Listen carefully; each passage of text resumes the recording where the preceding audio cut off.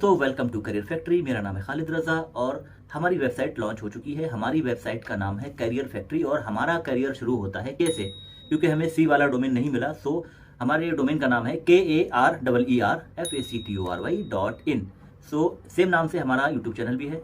आगे हम बात करेंगे कि हम इस वेबसाइट के थ्रू करने क्या वाले हैं। हालांकि वेबसाइट काफ़ी दिन पहले लॉन्च होनी चाहिए थी, जैसा कि हमने प्रॉमिस किया था, बट एआई के आने की वजह से थोड़ा लेट हुए हैं, क्योंकि एआई इंटीग्रेशन और उसके साथ साथ बहुत सारी चीज़ें हमें इसमें अप्लाई करनी पड़ी। That's why I been late. Now हम बात करेंगे कि ये वेबसाइट का काम क्या है, कौन कौन से इसमें फीचर्स हैं, किन लोगों के लिए बहुत हेल्पफुल रहने वाली है, कैसे ये मदद करेगी आपकी, सारी चीज़ों के बारे में डिस्कस करेंगे। ये वीडियो स्पेशली स्टूडेंट्स और उनके पेरेंट्स और उनके टीचर्स, उनके लिए बहुत इंपॉर्टेंट है और इस सेगमेंट में आई थिंक सभी लोग कवर हो जाते हैं।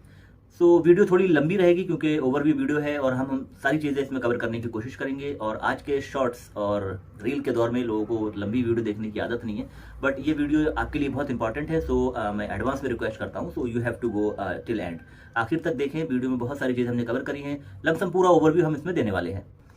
सबसे पहले कुछ मीडिया रिपोर्ट्स और कुछ न्यूज़ देखते हैं, उसके बेस पे हम ये एनालाइज करेंगे कि हमें इस वेबसाइट को लाने की ज़रूरत क्या पड़ी। तो उससे काफ़ी हद तक हमें कुछ स्पेक्ट्रम समझ आएंगे। इंडीड ने हाल ही में अभी सर्वे कराया था, जिसके हिसाब से 60% एम्प्लॉई, मतलब जो लोग जॉब कर रहे हैं, वो अपनी जॉब से खुश नहीं है।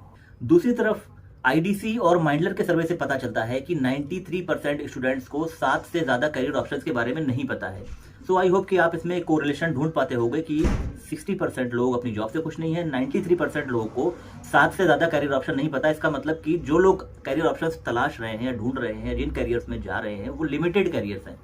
ऐसे ही हाल ही में अभी हमने यूपी पुलिस वैकेंसीज देखी थी, जहां पर 60,000 वैकेंसीज के लिए 50 लाख से ज़्यादा फॉर्म पड़ गए। दूसरी और बड़ी इंपॉर्टेंट खबर जो इस स्पेक्ट्रम को और बेहतर बनाएगी, 48% एम्प्लॉयर्स, जो लोग जॉब देते हैं, जो कंपनी है, उनको सही कैंडिडेट नहीं मिल रहे हैं।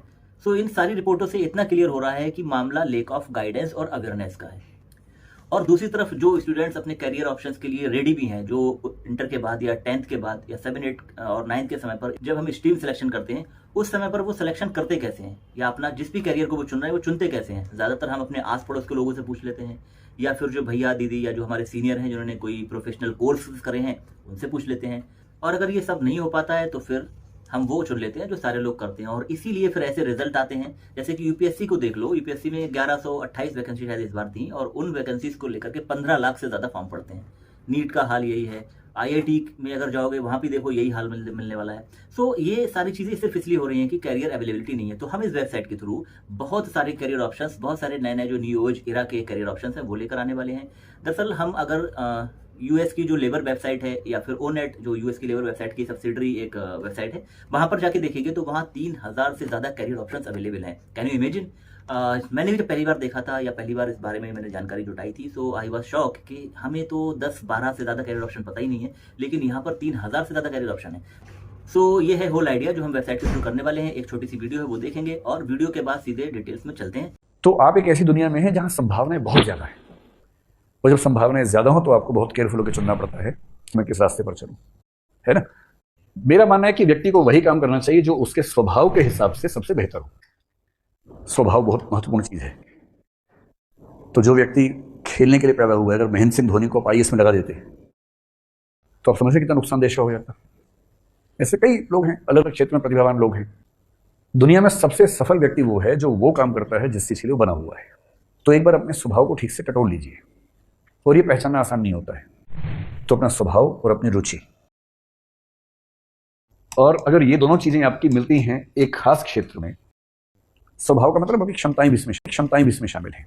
विकास सर की इस वीडियो को अगर पूरा एनालाइज करें तो उसमें 3 मेन पॉइंट निकल के आते हैं कि संभावनाएं बहुत हैं, लगातार हर 2 साल पे कोई नया करियर ऑप्शन आ जाता है, और दूसरा ये है कि हम जब भी कोई करियर ऑप्शंस को चुने तो उसको बहुत होशियारी से चुनना पड़ेगा। हाल ही में ब्लॉकचेन टेक्नोलॉजी है, आर्टिफिशियल इंटेलिजेंस है, मशीन लर्निंग है, एंड जो अभी चैट जीपीटी वगैरह उससे रिलेटेड जो प्रॉम्प्ट इंजीनियरिंग है, ऐसे ऐसे नए नए डोमेन्स जो है इंट्रोड्यूस हो रहे हैं, और बच्चों को उनके बारे में जानकारी है ही नहीं, क्योंकि ऑलरेडी जो सर्वे बताता है 93% बच्चों को 7 से ज़्यादा करियर ऑप्शन के बारे में पता ही नहीं है। और वो 7 करियर ऑप्शन क्या होंगे वो आई नो वेरी वेल, और आप भी जानते हैं कि वो इंजीनियर, डॉक्टर, प्रोफेसर, यही सारे हैं जो हमारी सोसाइटी में लगातार वो देखने को मिलते ही हैं।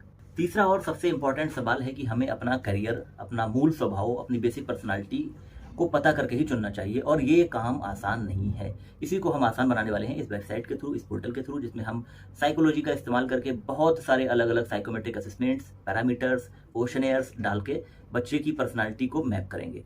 और क्योंकि मैं काफ़ी लंबे समय से साइकोलॉजी से जुड़ा हुआ हूँ, I have the background of psychology, so I know very well कि कैसे ये चीज़ें काम करती हैं। ये है होल आइडिया इस वेबसाइट का, जिसके बेस पे हम ये वेबसाइट लेकर के आए हैं। और वो कैरियर एनालिसिस में हम बच्चों की हेल्प करेंगे। और ये केवल हम नहीं कर रहे हैं, दुनिया के बहुत सारे जो बड़े बड़े देश हैं या फिर जो इंस्टीट्यूशंस हैं या जो यूनिवर्सिटीज़ हैं, वो इस टाइप की बहुत सारे एनालिसिस करते ही हैं अपने बच्चों को लेकर के, जैसे कि वो ये पहचान पाएँ कि बच्चे का जो मूल स्वभाव है, उसकी लर्निंग स्टाइल और पर्सनैलिटी क्या है। फिनलैंड और नॉर्वे के अंदर तो एजुकेशन टॉप नोच है, तो अब वहाँ पर भी देखेंगे तो वहाँ पर बच्चों की 6th और 7th क्लास से इस टाइप की मैपिंग, ऑब्जर्वेशन, ओरिएंटेशन शुरू कर दिया जाता है।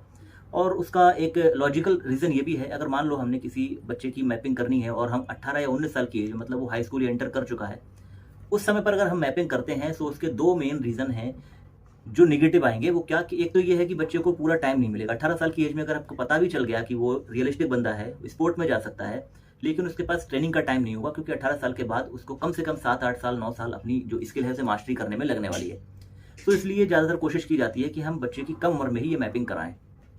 दूसरा ये है कि अगर मान लो हमने 10+2 के बाद मैपिंग करी भी बच्चे की, तो ऑलरेडी वो अपनी स्ट्रीम सेलेक्ट कर चुका है। वो साइंस, मैथ, कॉमर्स या मैथ विदाउट कॉमर्स, वो अलग अलग जो हमारे जितने भी स्ट्रीम्स होते हैं उसमें से कोई स्ट्रीम चुन चुका है। अब मान लो हमने बच्चे की मैपिंग की और पता चला कि वो बायोलॉजी फील्ड में जाना चाहिए, उसको डॉक्टर, इंजीनियर या डॉक्टर या जो रिसर्च डेवलपमेंट के काम में जाना चाहिए बायोलॉजी में, लेकिन उसके पास मैथ है, तो इसलिए फिर मुश्किल हो जाता है कि उसको मैप अगर कर भी दिया हमने, उसकी जो मेन जो करियर है उसका अगर हमने चुन भी लिया, बट बेसिक जो उसकी एलिजिबिलिटी है वो मैच नहीं कर रही है। सो हम यहाँ पर बेसिक जो एलिजिबिलिटी है और जो सूटेबिलिटी है, सूटेबिलिटी मतलब बच्चे की अपना अंदर का जो इन्वायरमेंट है, personality, interest, career, learning style, और एलिजिबिलिटी वो है कि हाई स्कूल के बाद अगर इंटर करना है तो हाई स्कूल करना ज़रूरी है, या फिर ग्रेजुएशन में जाना है तो आपको 10+2 ज़रूरी है। कुछ ऐसी वैकेंसीज रहती हैं जहाँ पर आपको बताया जाता है इतनी हाइट चाहिए, इतना आपकी जो टाइपिंग स्पीड चाहिए, दिस इज़ द एलिजिबिलिटी।